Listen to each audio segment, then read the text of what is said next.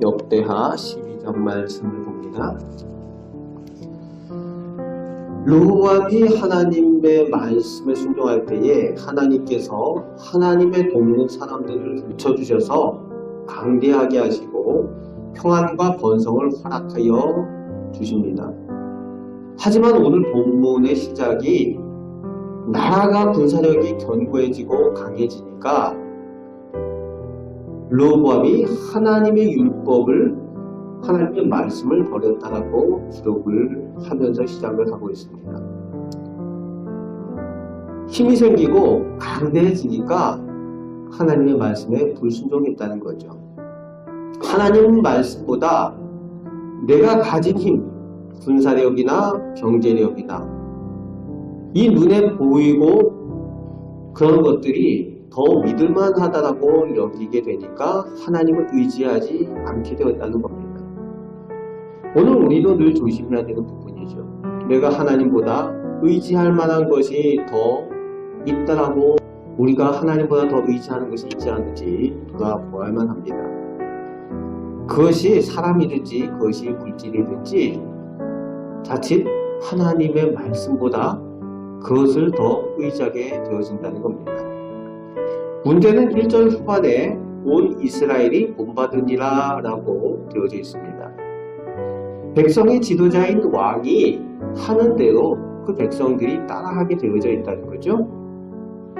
우리도 마찬가지입니다. 우리도 역시 영적인 지도자들로 우리 가정 가운데, 우리 곁에 있는 사람들 가운데 늘 서 있는 거죠.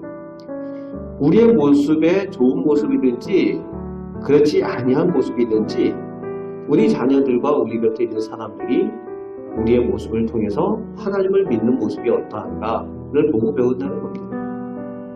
우리 곁에 있는 우리 자녀들과 자손들에게, 우리 곁에 있는 성도들에게 좋은 신앙의 본을 보여주시고 하나님을 믿고 복받는 모습을 보여주시는 우리 성도들 되시기 바랍니다. 그래서 하나님을 떠난 르호보암이, 하나님의 말씀을 떠난 르호보암이 2절에 그래서 범죄하였다는 겁니다. 하나님을 떠나면은 그냥 그 자리에 있는 것이 아니라 범죄할 수밖에 없습니다. 하나님보다 다른 것을 더 의지하게 되고 그것이 우상이 되고 그것을 숭배하게 되어져 있습니다.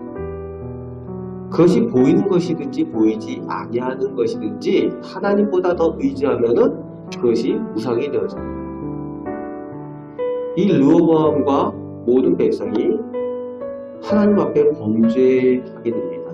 그때 하나님께서 애국왕 시상, 그러니까 애국의 바론을 통해서 치시는 거죠. 견고하게 쌓아놓은 유다 성들을 무용지물로 만듭니다. 다 빼앗게 하나님께서 그렇게 하십니다. 하나님께서 채찍으로 애국왕 시삭을 사용하십니다. 그때 3절 말씀에 보니까 왕과 왕백들이 이 침략을 해오는 이 일 때문에 백성의 지도자들이 모여서 회의를 합니다.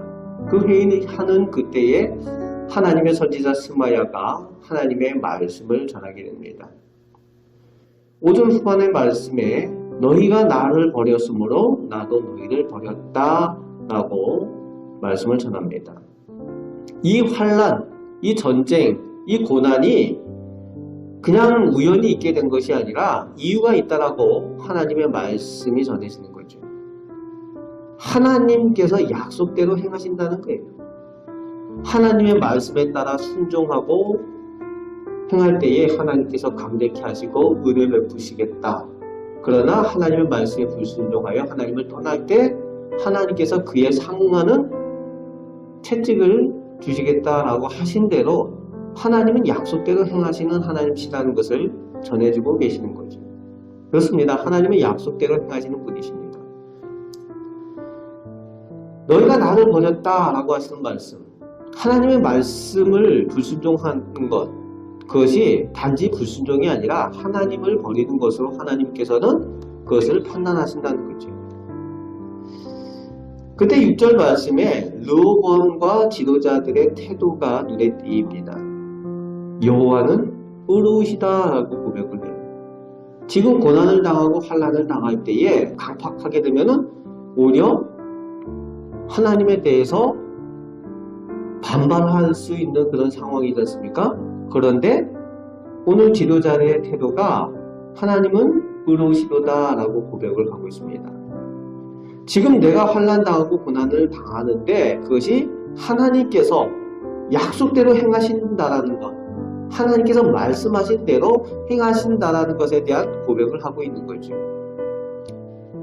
객관적으로 이런 하나님의 약속에 대해서 스스로 돌아보고 겸손하게 하나님 앞에 서는, 하나님 말씀 앞에 자신을 돌아보는 모습을 보여주고 있습니다. 그럴 때 하나님께서 은혜를 베풀어 주십니다. 우리가 신앙생활 할 때 이런 모습이 있어야 되죠. 내가 잘 되고 평안하고 강건할 때는 하나님께서 선하시고 의롭다 하고, 내가 힘들고 어려우면 도대체 하나님께서 어디 계신가 뭐 이렇게 하시는 그런 분들을 가끔 본 적이 있어요. 그러면 흔들리게 되는 거죠. 내가 처한 상황에 따라서 하나님은 갑자기 의로워지셨다가 별로 안 의로워지셨다가 이렇게 하는 분들, 그런 신앙의 모습들을 볼 수가 있습니다. 그것이 아니라는 거죠. 내가 힘들고 어렵든지 내가 강하고 평안하든지 상관없이 하나님은 늘 하나님의 약속대로, 하나님의 말씀대로, 또 하나님의 크신 역사 가운데에 하나님께서는 행하고 계신다는 것, 그것을 인정하고 하나님 앞에 겸손하게 나아가는 것이 중요합니다. 그래서 7절 말씀에 여호와 보시기에 겸비하였다는 거죠. 하나님께서 그것을 인정하여 주십니다. 선지자 스바야를 통해서 사셨을 때에 겸비하는 그들의 모습을 보시고 하나님께서 조금 구원하시기로, 조금 은혜를 베푸시기로 결정하셨다는 겁니다. 그 내용이 나오고 있죠. 애굽 왕 시삭이 올라와서 예루살렘을 점령하기는 하는데 백성들을 다 해치지 않고 그 점령을 해서 섬기게 하는 거죠. 하나님께서 그렇게 하시겠다라고 하나님의 계획 가운데 말씀하여 주시는 겁니다. 그래서 하나님을 섬기는 것과 세상 강대국의 종이 되어서 섬기는 것과 어떤 차이가 있는지 너희로 경험하게 하겠다라고 하나님의 계획을 또 전하고 계시는 거죠. 지금 이스라엘 백성들은 오랫동안 이런 일들을 당하지 않았습니다. 전쟁은 늘 있었지만 다른 나라의 속국이 되거나 그런 종이 된 그런 경험이 지금 세대에는 없었다는 거죠. 다윗 세대에, 그 솔로몬 세대에 오히려 강대함을 누리고 부유함을 누렸지 남의 나라의 종이 되고 이런 적이 없었다는 거죠. 예전에 애굽의 종되었던 그런 시절, 그리고 사사시대에 다른 나라의 침략을 받아서 섬겼던 그런 일들에 대한 얘기가 전설처럼 지금 세대에는 들려지는 그 시대라는 거죠. 그러니까 지금 부유함을 누리고 강대함을 누렸던 세대들에게는 그런 경험이 없다 보니까 그 무서움을 모르는 거죠. 그러니까 하나님께서 애굽 왕 시삭을 통해서 경험하도록 하겠다라는 하나님의 계획을 드러내고 계신 겁니다. 9절부터 13절까지 이제 상황이 어떻게 되는지를 보여주고 있는데, 하나님께서 솔로몬에게 주셨던 솔로몬의 영광이 단 한 세대 만에 끝이 나버립니다. 그 아들 때에서 그 영광이 더 이상 찾아볼 수 없을 만큼 다 잃어버리게 되죠. 모든 여호와의 전에 있었던, 그리고 궁궐에 있었던 모든 금은 보석이 다 빼앗기고, 솔로몬 왕 때 금방패를 만들었던 것 다 빼앗기고 방패를 만들었는데 노수로 방패를 만들었다는 거죠. 왕의 방패가 노수로 만든 방패를 쓸 정도인데 그것도 거기다 계속 두는 것이 아니라 쓰고 나서 경비병이 다시 가져가는 거예요. 왕의 상황이 이 정도면은 백성들의 상황은 어느 정도가 되었는지 우리가 상상할 수 있습니다. 당시 최강국이었던 이스라엘이 한 세대 만에 이런 모습이 되어져 버립니다. 눈에 보이는 것들이 어떻게 없어지는지 의지할 바가 없다는 것을 보여주시는 내용이죠. 하나님의 은혜로 그나마 나라가 유지되고 하나님께서 약속하신 대로 다윗의 왕위가 유지되어집니다.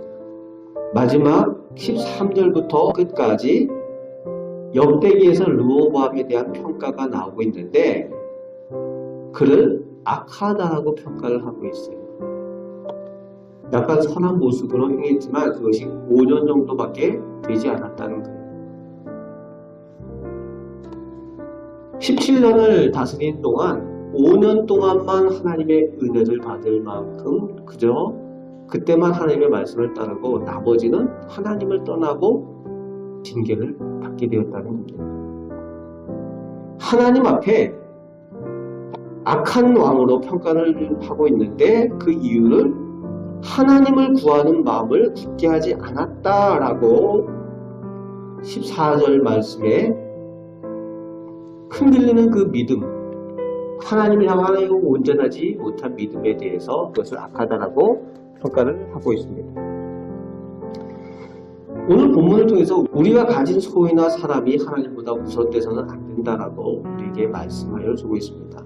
그리고 우리가 하나님을 믿는 영적인 지도자들로 신앙에 좋은 본을 보이도록 우리에게 또 말씀하여 주십니다.